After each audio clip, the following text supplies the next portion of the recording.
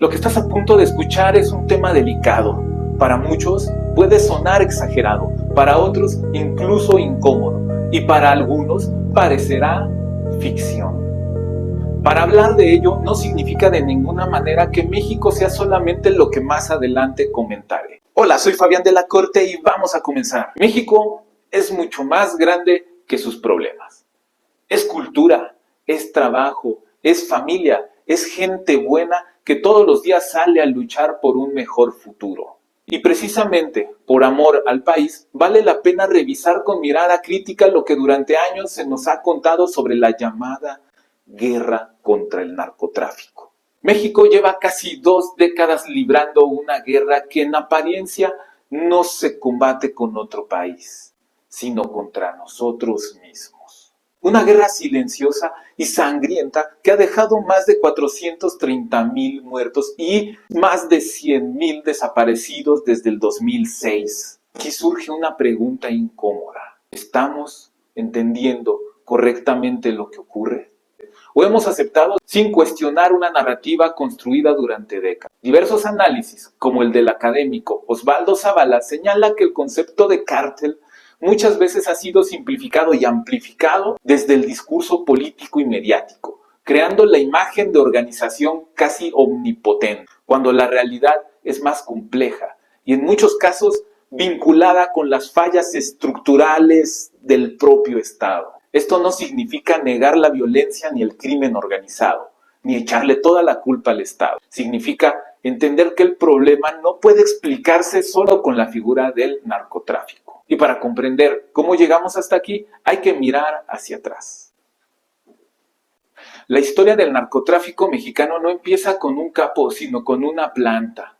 A finales del siglo XIX y principios del siglo XX, México ya producía amapola, de la cual se extrae el opio, para surtir a farmacéuticas y al mercado internacional. Durante la Guerra Civil estadounidense, la demanda de opio aumentó y México ayudó a satisfacerla. Décadas después, la Revolución Mexicana dejó miles de campesinos sin tierra. Para muchos, el cultivo de opio se volvió una forma de subsistir. Fue en regiones aisladas como el Triángulo Dorado, en Sinaloa, Durango y Chihuahua, donde el fenómeno tomó fuerza. En los años 40, el mercado de la heroína y la marihuana creció con rapidez y varios factores explican por qué el narcotráfico echó raíces en México.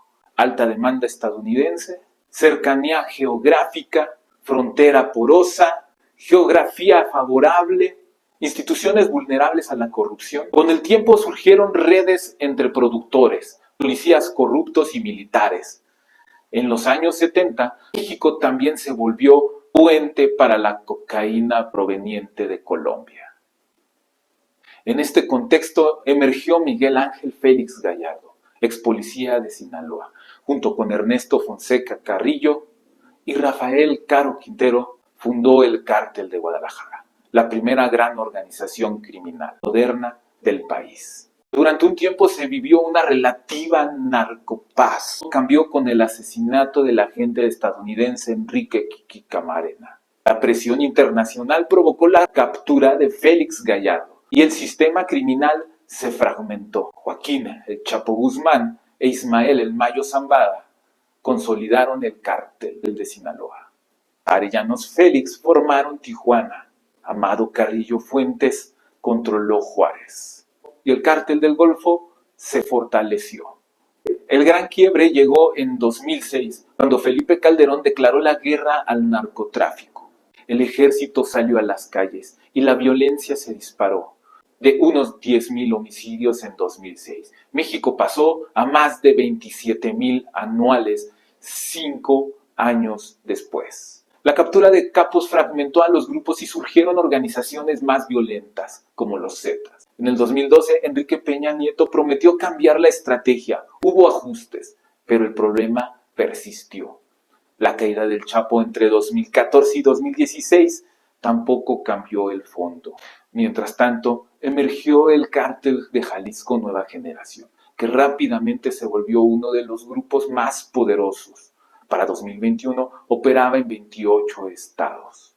Hoy el crimen organizado está fragmentado en más de 150 grupos En el 2018, Andrés Manuel López Obrador propuso atacar las causas sociales. Sin embargo, la violencia se mantuvo alta. Con la llegada de Claudia Sheinbaum, se observan mayores decomisos con la ayuda de la conducción de Omar García Harfuch. México no es el narcotráfico. México es mucho más grande que sus problemas. Es un país de gente trabajadora, de jóvenes que quieren salir adelante, de comunidades que resisten todos los días. Reconocer la gravedad del problema no es hablar mal de